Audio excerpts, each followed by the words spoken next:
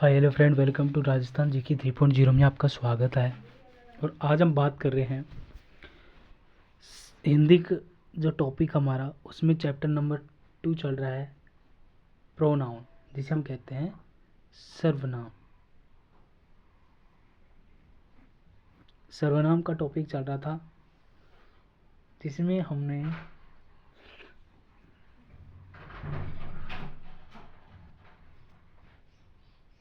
कहाँ तक पढ़ लिया था?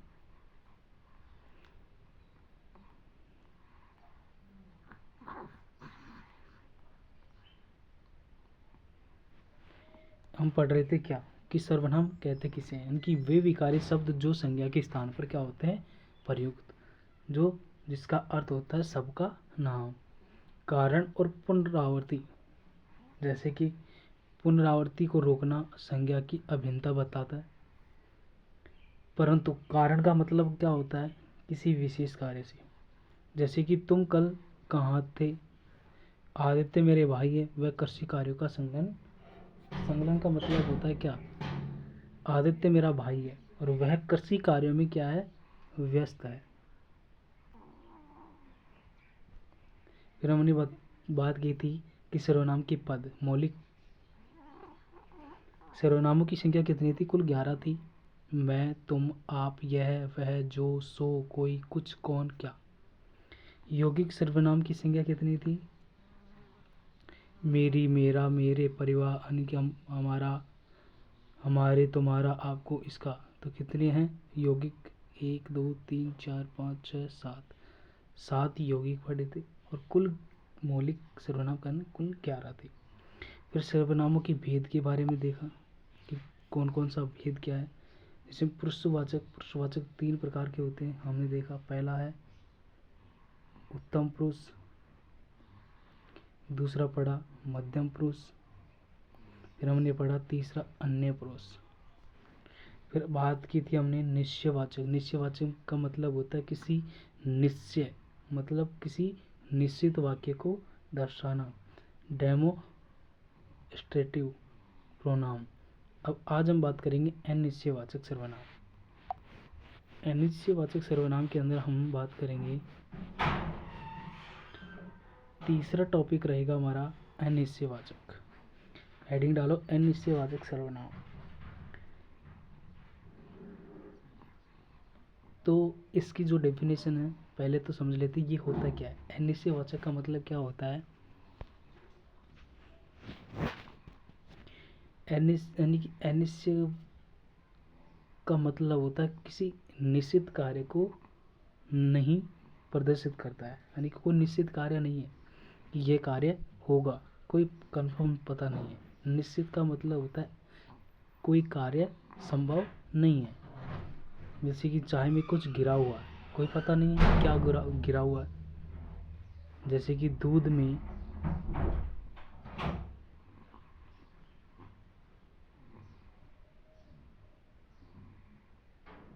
कुछ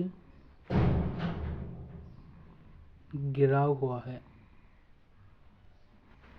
तो दूध के अंदर कुछ गिरा हुआ है तो कोई पता नहीं है, क्यों, कोई निश्चित है क्या गिरा हुआ है, कोई पता नहीं है। तो वही बात है निश्चय। अब एडिंग डालो अनिश्चयवाचक सर्वनाम, जिसे कहते हैं इंडेफिनेटी सर्वनाम। जिस सर्वनाम से किसी निश्चित व्यक्ति, प्राणी या वस्तु का बोध नहीं होता है, यानी कि इन तीनों का बोध नहीं होता, उसे कहते हैं अनिश्चयवाचक सर्वनाम। यानी कहने का तात्पर्य क्या होता है, जिस वाक्य में कोई निश्चित समय का बोध नहीं होता है उसे कहते हैं अनिश्चयवाचक। जैसे कि उदाहरण पर चाय में कुछ गिरा है, आपको पता है चाय के अंदर क्या गिरा हुआ है, कुछ आ गया, कुछ शब्द आ गया, तो ये क्या है, सर्वनाम। सर्वनाम है, कुछ आ गया तो चाय में कुछ गिरा है। स्नान घर में कोई स्नान कर रहा है, यदि अनिश्चयवाचक की सर्वनाम की जो पहचान करें तो पहचान किस प्रकार करेंगे। पहली चीज रहेगी क्या कि अनिश्चयवाचक की पहचान किस प्रकार करें, पहचान। देखो पहचान के अंदर बात करें कुछ, कोई,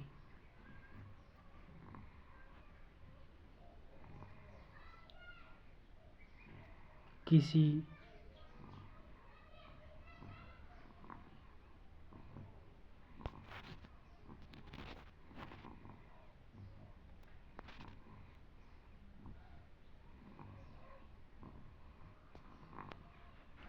ठीक है। तो ये कुछ, कोई और किसी, ये तीनों शब्द दिख जाए तो अनिश्चयवाचक सर्वनाम है।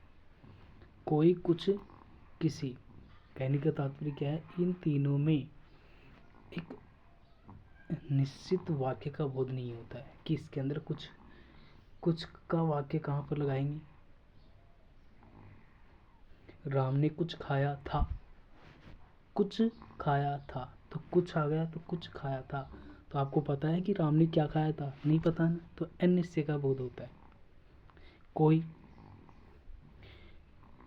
कोई मेहमान, यानी कि हमारे घर पर कोई मेहमान आया था, हो गया हमारे घर कोई मेहमान आया था, तो कोई शब्द आ गया, तो आपको पता है कि कौन सा मेहमान था, नहीं है ना, कोई निश्चित नहीं है, तो अनिश्चित का बोध होता है। किसी, अब किसी शब्द को लो, किसी शब्द, ठीक है, किसी, किसी का मतलब क्या होता है, यानी कि किसी व्यक्ति को बुलाकर वह कार्य करवा लो, तो किसी व्यक्ति को बुलाकर वह कार्य करवा लो, वह भी आ गया, वह भी आ गया, वह कार्य करवा लो, तो वह भी आ गया, ठीक है। तो ये थी अनिश्चयवाचक सर्वनाम की पहचान। आगे देखते हैं,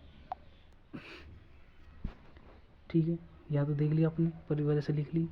उदाहरण देखो, चाय में कुछ गिरा है, कोई पता नहीं है कि चाय में क्या गिरा हुआ है, कुछ शब्द आ गया, तो ये क्या हो गया, अनिश्चयवाचक हो गया, ठीक है। स्नान घर में कोई स्नान कर रहा है, तो कोई आ गया, तो ये भी अनिश्चय। किसी ने पत्थर मारा, किसी शब्द आ गया, आया नहीं आया, तो किसी ने पत्थर मारा। सभा घर में शाम को कोई भाषण देगा, तो कोई देगा, तो कोई शब्द आ गया, कौन देगा। रोगी के साथ कोई खड़ा था, खड़ा है, तो कोई आया। किसी को बुलाकर पतंग ठीक करवा लो, तो किसी को, ठीक है, उदाहरण के तौर पर समझ गई। अब एक विशेष यानी कि नोट डालकर लिखो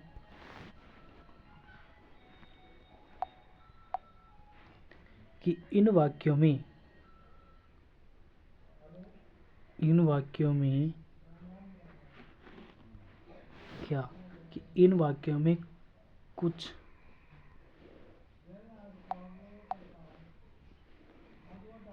कुछ, कोई और किसी, ये तीनों शब्द आए तो क्या होगा, अनिश्चयवाचक सर्वनाम होगा। वाचक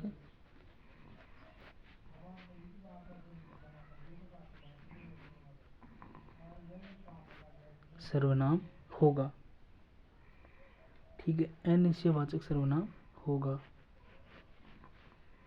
अनिश्चयवाचक सर्वनाम होगा। कुछ, कोई, किसी, ये तीनों वर्ड आ जाए, शब्द आ जाए, तो क्या होगा, अनिश्चयवाचक सर्वनाम, ठीक है। ये चीज नोट करनी है। आगे देखो, फिर वेरी इंपॉर्टेंट, कोई लिखो, कोई सर्वनाम किसी व्यक्ति का बोध करता है, ठीक है, यानी कि कोई सर्वनाम किसी, यानी कि कोई शब्द है, कोई की बात हो रही है, कोई सर्वनाम किसी व्यक्ति का क्या करता है, बोध करता है, क्या है, व्यक्ति का बोध करता है। बात करें कोई। और कुछ का मतलब क्या होता है?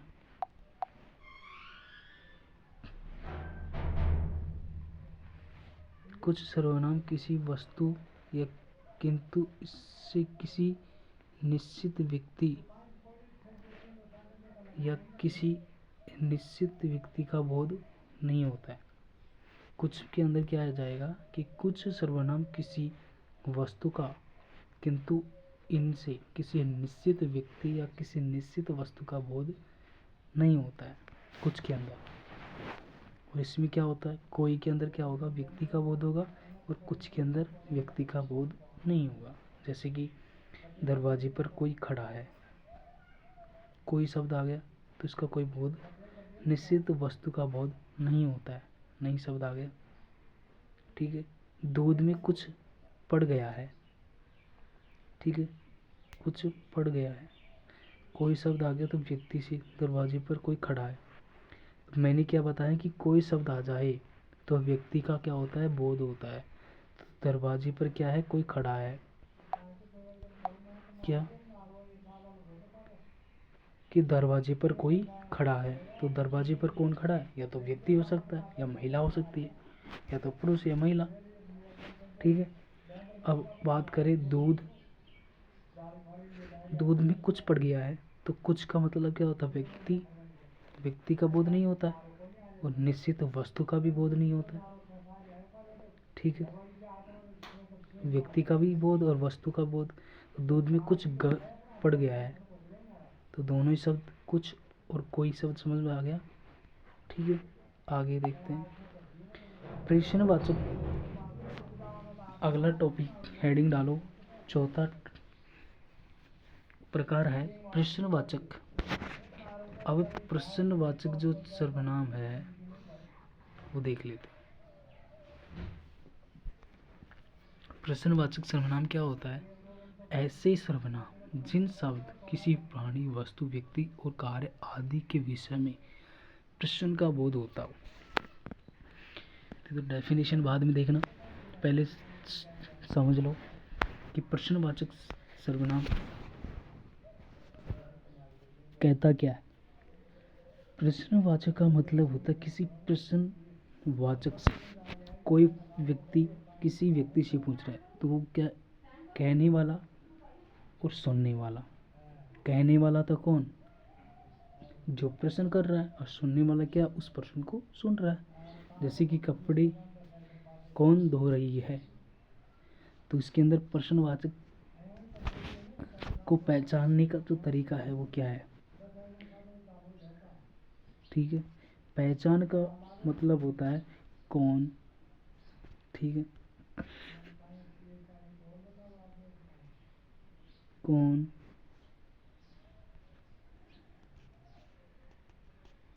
किसने, क्या, किसे और किससे, ये शब्द दिख जाए तो क्या कहलाएगा, प्रश्नवाचक सर्वनाम कहलाएगा। यदि किसी वाक्य में कौन शब्द आ जाए, किसने शब्द आ जाए, क्या शब्द आ जाए, और किससे आ जाए, और किससे आ जाए, किसे और किससे आ जाए, तो वहाँ पर क्या बोध कराएगा, प्रश्नवाचक सर्वनाम कहलाता है। ठीक है। तो वो डेफिनेशन लिखो। ऐसे सर्वनाम जिन शब्दों में, यानी कि जिन किसी व्यक्ति या वस्तु या कार्य आदि के विषय में प्रश्न का बोध होता हो, तो वो क्या कहलाता है, प्रश्नवाचक सर्वनाम कहलाता है। जैसे जैसे आ जाएगा, जैसे कपड़े कौन धो रही है। ठीक है। जैसे कि अगला है कचरा किसने फेंका था, आ गया। ठीक, कचरा किसने फेंका था। दादी जी किसे बुला रही है, पैसे किसने लाई हो, यानी कि पैसे किससे लाए हो, तुम्हें क्या चाहिए, भोजन पर किन्हें आमंत्रित किया है। अब इन सभी का मतलब क्या है, पहले देखो कपड़े, यानी कि कपड़े कौन धो रही है, तो किसका बोध हो रहा है, प्रश्नवाचक का। कौन आ गया शब्द। कचरा किसने फेंका था, तो आ गया किसने। दादी जी किससे बुला रही है, तो किससे आ गया, आया नहीं आया। अगला है तुम्हें क्या चाहिए, तुम्हें क्या चाहिए, तो क्या शब्द आ गया। पैसे किसने, यानी कि पैसे किससे लाए हो, तो किससे शब्द आ गया। भोजन पर किन्हें आमंत्रित किया है, किन्हें, तो एक शब्द और जोड़ो, किन्हें, किन्हें आमंत्रित किया है। इसका मतलब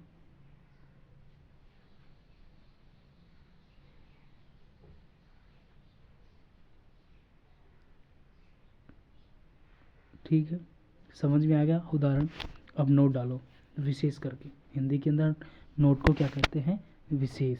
तो विशेष करके क्या डालोगे, इन वाक्यों में, विशेष डालकर लिखोगे, इन वाक्यों में कौन, किससे, क्या, किसे, किससे और किन्हें ये शब्द आ जाए तो वहाँ पर प्रश्नवाचक सर्वनाम का बोध होता है।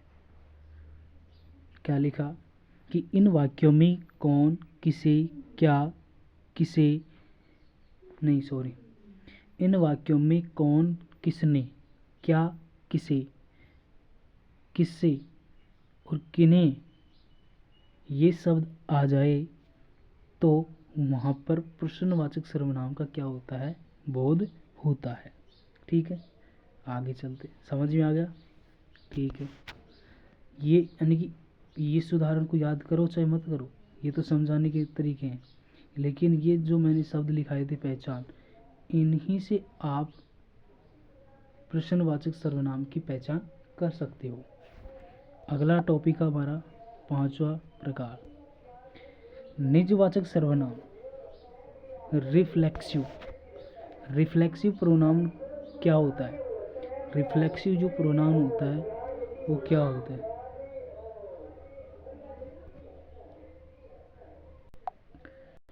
अगला प्रकार है निजवाचक सर्वनाम।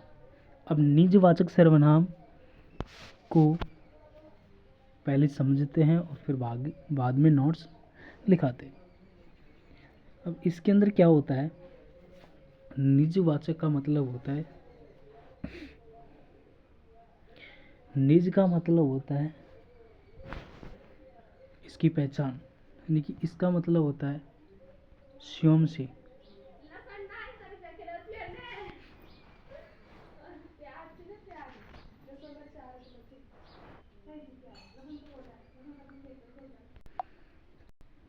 तो इसके अंदर क्या है, यानी कि निज का मतलब होता है स्वयं। आप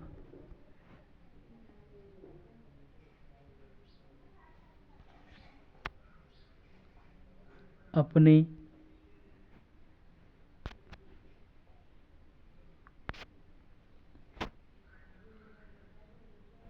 अपनापन, इन शब्द का प्रयोग हो तो वहाँ पर क्या होता है, निज, यानी कि निजवाचक सर्वनाम का बोध होता है। निजवाचक सर्वनाम का बोध कैसे होता है, जहाँ पर जैसे कि मैं स्वयं सामान उठा लूँगा, मतलब निज का मतलब होता है खुद के ऊपर, निज का मतलब होता है स्वयं के ऊपर, निज का मतलब होता है अपने आप के ऊपर, निज का मतलब क्या होता है, अपने खुद के ऊपर, अपने आप और अपने खुद के ऊपर। ये तीनों चीज, चारों चीज़ें आपको समझ में आ गई तो निजवाचक सर्वनाम स्वतः ही, यानी कि निजवाचक सर्वनाम क्या होता है, खुद के ऊपर, खुद के ऊपर लेके देखो कि निजवाचक सर्वनाम का प्रयोग हो रहा है, नहीं हो रहा, हो रहा है। कैसे, निज का मतलब होता है स्वयं, खुद, अपने आप, अपने से और अपने द्वारा, तो खुद का हो गया। ठीक है, तो इसकी डेफिनेशन लिखो। ठीक है। डेफिनेशन, ठीक है, इसको रहने दो। पहचान में लिख लेना पहचान, पहचान में लिख लेना। पहले तो पहचान, बाद में लिखना, पहले डेफिनेशन लिखो, ठीक है। डेफिनेशन, जो सर्वनाम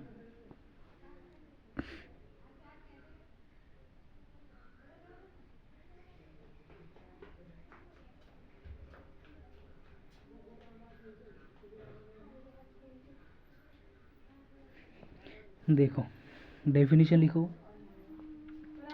डेफिनेशन है कि जिस वाक्य में जिस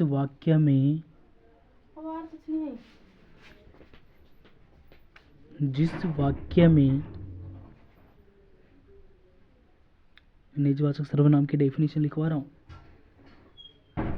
कि जिस वाक्य में अपनेपन का बोध होता हो, अपनेपन का बोध होता हो, अर्थात पुरुष जाति का बोध होता हो, तो वहां पर क्या कहलाता है? निजवाचक सर्वनाम कहलाता है।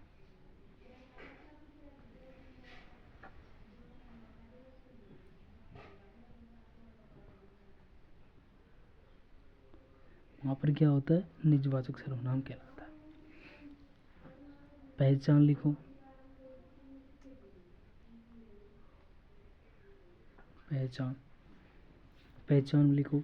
स्वयं, आप, अपने, अपनापन, अपने से, अपने द्वारा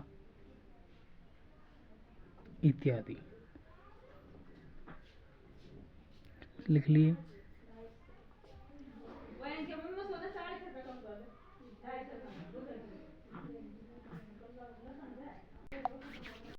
नोट का मतलब क्या होता है? विशेष। तो विशेष करके लिखो, इन वाक्यों में आए शब्द, इन वाक्य में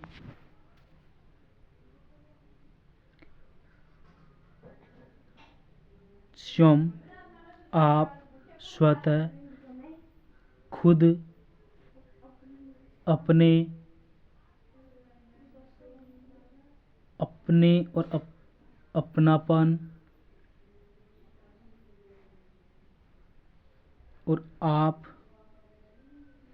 इन चीज़ों का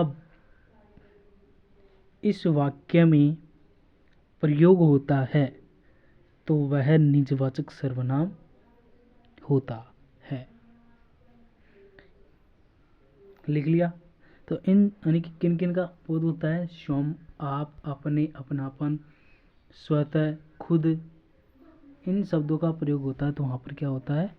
निजवाचक सर्वनाम। जैसे कि उदाहरण पर लिखो, जैसे मैं स्वयं सामान उठा लूँगा, तो किसकी बात हो रही है? मैं स्वयं सामान उठा लूँगा, यानी कि खुद की, यानी कि खुद, यानी कि एक मनुष्य कह रहा है, यानी कि खुद के ऊपर लो कि मैं सामान उठा लूँगा।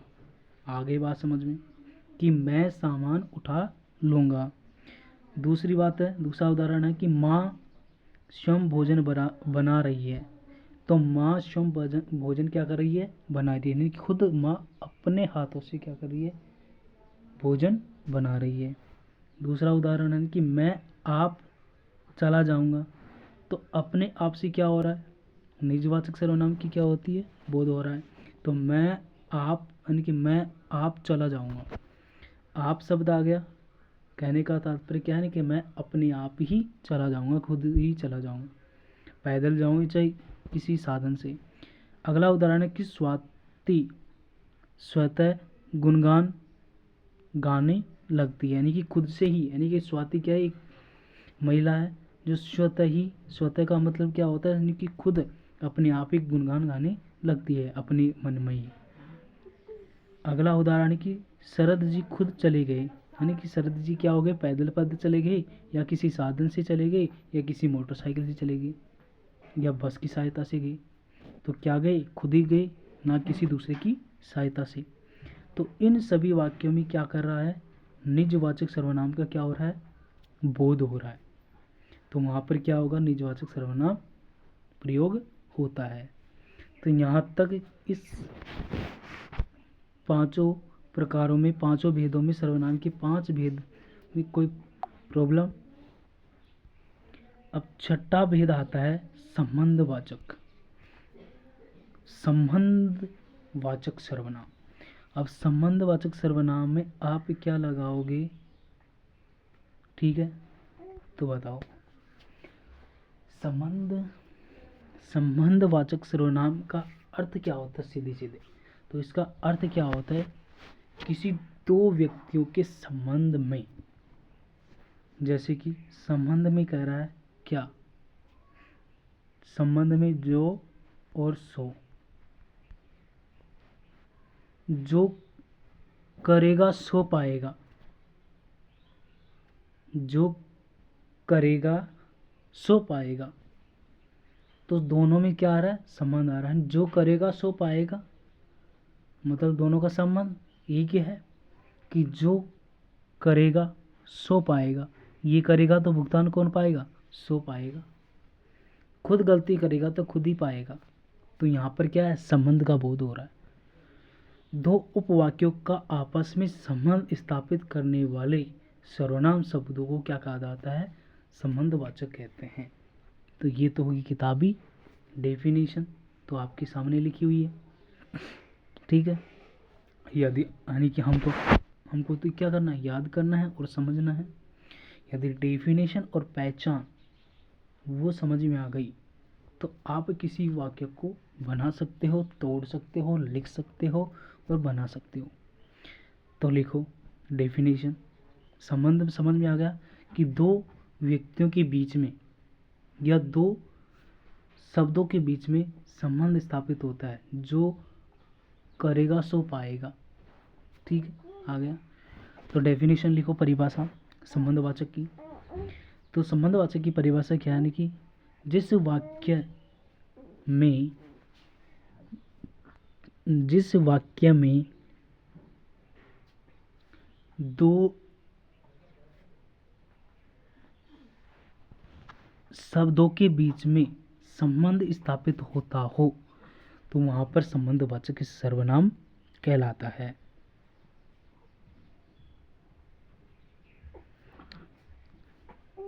जैसे कि